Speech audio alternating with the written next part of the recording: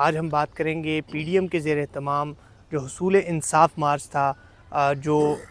Supreme court کے باہر ایک بڑا احتجاجی دھرنا اور ایک مظاہرہ ہوا۔ اس کے دو پوائنٹس پر ہم بات کریں گے۔ ایک تو جو سپریم کورٹ کے باہر کی صورتحال تھی، چونکہ میں خود صبح سے وہاں پر موجود تھا رات تک، اور پھر بات کریں گے دوسری کہ اس وقت اندر عدالت بھی لگی ہوئی تھی، چیف جسٹس آف پاکستان جو ہے وہ کیس کی سماعت بھی کر رہے تھے۔ عدالت کے اندرونی کیا حالات تھے؟ پہلے نقطے پر میں خود بات کروں گا۔ یہ ایک ایسا اجتماع تھا کہ جس کی کوئی توقع نہیں کی جا رہی تھی کہ اس میں اتنے لوگ آئیں گے،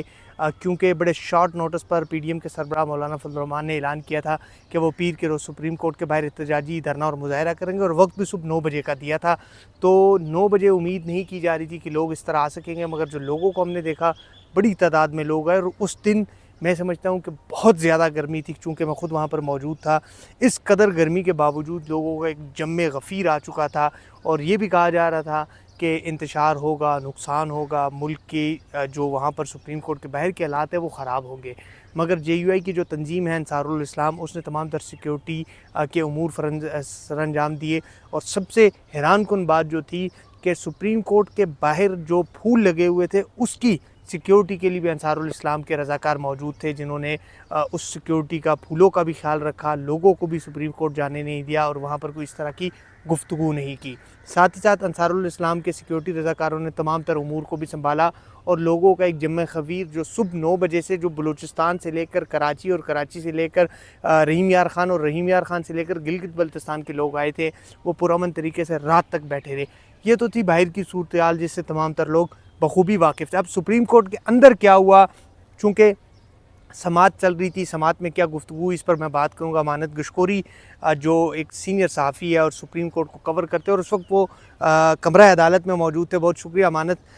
سب سے پہلے تو مجھے بتاؤ کہ جب آپ کمرہ عدالت میں موجود تھے، باہر احتجاجی مظاہرہ جاری تھا، اور اس وقت صرف وکلاء خطاب کر رہے تھے، کمرہ عدالت کے اندر کیا مناظر تھے اس وقت؟ کیا اندر کوئی آواز آ رہی تھی اور جج صاحبان وہ گفتگو سن رہے تھے یا نہیں؟ جی بہت شکریہ عثمان۔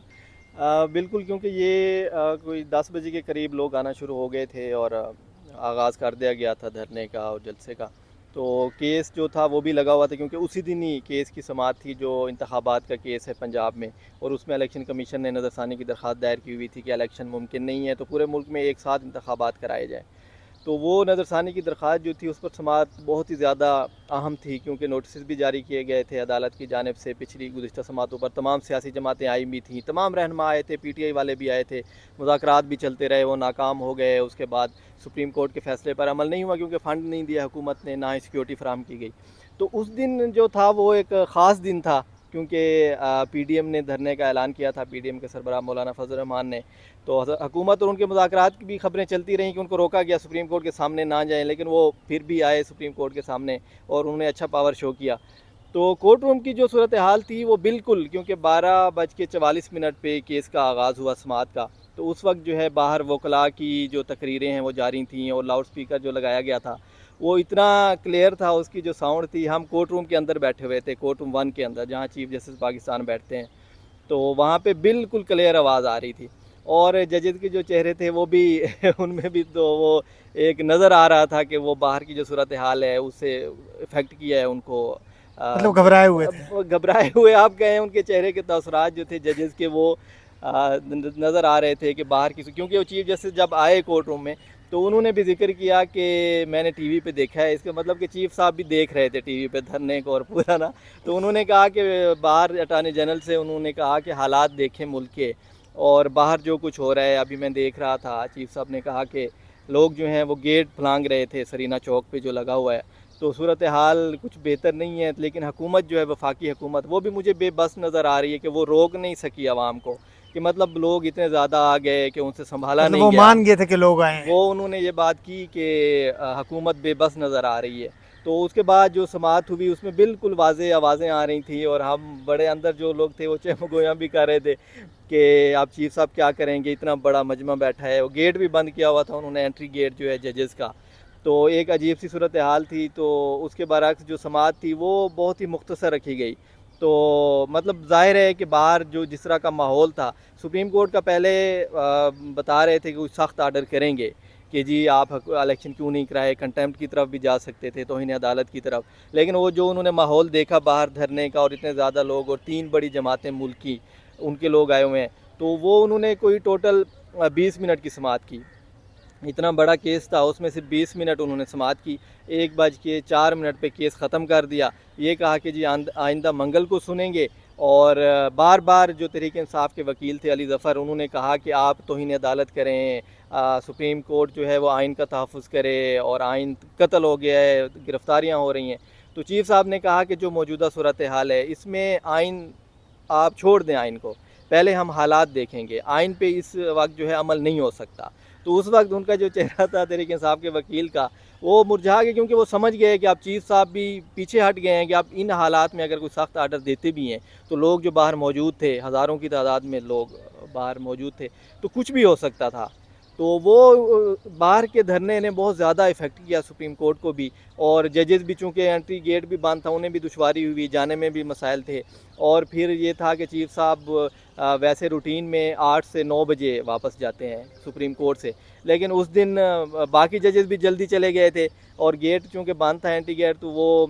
جو وزیر اعظم سیکریٹریٹ ہے، وزیر اعظم آفس ہے، اس کا پارکنگ کے ساتھ سپریم کورٹ کے ساتھ ملی ہوئی، تو وہ گیٹ انہوں نے یوز کیا ایگزٹ کے لیے. تو ادھر سے ججز گئے، باقی ججز تو پہلے چلے گئے، اور چیف صاحب بھی روٹین سے ہٹ کے وہ بھی کوئی 5 ساڑھے 5 بجے کے قریب چلے گئے تھے سپریم کورٹ مطلب سے. 5 بجے تک چیف صاحب نے تمام تقریروں کو براہ راست سنا ہے. بالکل بالکل آپ کہہ سکتے ہیں، کیونکہ آواز بالکل کلیئر اچھا، تھی. یہ تو کورٹ روم کے اندرونی حالات ہو گئے، چونکہ آپ سپریم کورٹ میں ہوتے ہیں، وہاں کی انتظامیہ سے بھی آپ رابطے میں رہتے ہیں، رجسٹرار صاحب سے بھی رہتے ہیں، پولیس سے بھی رہتے ہیں، تو اندر کے لوگوں کی کیا توقع تھی؟ کیا اس حوالے سے ان کی کوئی امید تھی کہ یہ لوگ انتشار کریں گے، یا کوئی اندر آئیں گے، یا کوئی مزاحمت کریں گے؟ اس طرح کا کچھ تھا ان کے ذہن میں؟ نہیں، ان سے بات ہوئی سیکیورٹی سے، وہ کہہ رہے تھے کہ ہم نے احتیاطاً نفری تو لگائی ہے گیٹ پہ، لیکن انتشار کی باتیں وہ بھی نہیں کر رہے تھے، کیونکہ انہیں پتہ تھا کہ اس سے پہلے بھی جتنے بھی جلسے ہوئے ہیں جو مولانا صاحب نے کرائے ہیں، تو اس میں ایک بات واضح تھی کہ کوئی انتشار یا کوئی مطلب اس میں کسی قسم کی کوئی افراتفری اور اس طرح کا ماحول نہیں دکھا. کیونکہ انہوں نے جو ابھی کیا تھا پی ٹی آئی کی گورنمنٹ میں، جو ادھر G9 کے قریب دیا گیا تھا دھرنا، تو وہ بھی بڑا منظم تھا، اس میں بھی لاکھوں لوگ تھے، اور تو وہ لوگ اس طرح کا انتشار نہیں تھا. لیکن یہ ضرور تھا کہ اگر کوئی اس قسم کا فیصلہ آتا ہے سپریم کورٹ سے، کوئی توہین عدالت کا یا کوئی سیاسی لوگوں کے خلاف کوئی سخت ریمارکس آتے، تو اس کا رد عمل سامنے آ سکتا ہے. اچھا، آپ نے بات کی نا کہ علی ظفر چونکہ پی ٹی آئی کے وکیل تھے اور وہ اندر کے، اور مزے کی بات یہ ہے کہ میں اسٹیج کے بالکل پاس، کنٹینر کے پاس کھڑا تھا، اور علی ظفر بالکل ہمارے پاس سے اس وقت گزر کے گئے تھے عدالت کے لیے، پیدل جا رہے تھے، میرے خیال سے پارلیمنٹ سے آ رہے تھے، اور ان کا چہرہ بھی کافی مرجھایا ہوا تھا، اور وہ بالکل کارکنان میں سے گزر کے گئے، اور میں حیران تھا کہ کسی کارکن نے یا کسی بندے نے علی ظفر کے بارے میں کوئی غلط بات نہیں کیا، حالانکہ اس کو جانے دیا. تو میرے خیال سے وہ بھی اس چیز سے متاثر ہوئے ہوں گے یا نہیں؟ بالکل، انہوں نے تو بلکہ جو کیس سٹارٹ ہوا تھا، اور جو 25 مئی کو جو دھرنا دیا تھا پی ٹی آئی نے، لانگ مارچ کیا تھا، جس میں توہین عدالت کی درخواستیں بھی دائر کی گئی تھیں، انہیں روکا گیا تھا کہ ڈی چوک نہیں آنا، وہ پھر بھی آ گئے تھے. تو اس کیس میں بھی علی ظفر اور جتنے بھی پی ٹی آئی کے وکیل تھے، ان میں چونکہ کامران مرتضیٰ نمائندگی کر رہے تھے جمعیت علماء اسلام کی، تو دوسرے جو فریق تھے تحریک انصاف کے جو وکلاء تھے، انہوں نے بھی تسلیم کیا تھا کہ مولانا صاحب کے جو دھرنے ہوتے ہیں وہ پرامن ہوتے ہیں، اور اس میں کسی قسم کا جو ہے وہ شدت پسندی کا جو عنصر ہے وہ نہیں نظر آتا. تو وہ انہوں نے تب بھی تسلیم کیا تھا. اور جب یہ ہیئرنگ ہوئی ہے اس دوران، جب دھرنا چل رہا تھا پیر کے روز، تو اس میں بھی انہوں نے کوئی بات تو اس طرح کی نہیں کی، لیکن وہ بھی سیٹسفائی تھے، مطمئن تھے کہ کوئی اس طرح کا ماحول پیدا نہیں ہوگا. مطلب امانت ایک چیز تو واضح ہے نا، لوگ کہتے ہیں کہ علماء کرام اور مذہبی لوگ شدت پسند ہوتے ہیں، ان جلسوں، جلوسوں اور مظاہروں سے یہ بات واضح ہو چکی ہے کہ علماء کرام جو ہے وہ شدت پسند نہیں ہے، اور جو سیاسی جماعتیں ہیں ان کے کارکن بھی شدت پسند نہیں ہوتی، مگر لیڈرشپ کی جانب سے جو ان کو کہا جاتا ہے اس کے بعد وہ شدت پسندی کی طرف یا اس طرح کے معاملات کی طرف آتے ہیں. مطلب یہ ہے کہ اس دھرنے نے بڑا اثر کیا، اور جن کے سے متعلق وہ دھرنا یا مظاہرہ تھا، ان لوگوں تک جو میسج پہنچانا تھا آپ کے مطلب سے وہ پہنچ گیا ہے. بالکل، میسج تو پہنچ گیا ہے. میسج اسی وقت ہی پہنچ گیا تھا جب یہ گیٹ کھولے گئے، کیونکہ پولیس جو ہے وہ بے بس تھی، لوگ جو ہیں وہ گیٹ پہ چڑھ گئے تھے اوپر انٹری کے لیے، صبح سے پہنچے ہوئے تھے، انہیں اندر نہیں جانے دیا جا رہا تھا. تو پیغام تو اسی وقت ہی پہنچ گیا تھا جب حکومت نے مذاکرات کیے، اور مولانا صاحب نے وہ انکار کیا کہ نہیں، میں ہر صورت جاؤں گا، میں نے ورکر کو کہہ دیا، وہ نکل آئے ہیں، تو اب میں نہیں رک سکتا. تو اسی وقت ہی پیغام پہنچ گیا تھا کہ لوگ تو آئیں گے، اور اس کا پیغام ججز تک بھی پہنچا، کیونکہ انہوں نے بھی 20 منٹ کی ہیئرنگ کی. حالانکہ یہ بڑا امپورٹنٹ کیس تھا، اور آئین کے حوالے سے ہے کہ جی 90 دن میں الیکشن کرانا ہوتے ہیں، تو اس پہ سپریم کورٹ کا فیصلہ بھی موجود ہے. لیکن انہوں نے بھی 20 منٹ سماعت کی، اور اسی وجہ سے چیف صاحب نے بار بار کہا، چیف جسٹس نے، کہ ہم ان حالات میں کچھ نہیں کر سکتے. اچھا آخری سوال ہے, وقت زیادہ ہو گیا ہے, اب منگل کو سماعت ہوگی, آپ کو لگتا ہے منگل کو کوئی سخت فیصلہ آ سکتا ہے؟ نہیں, سخت فیصلہ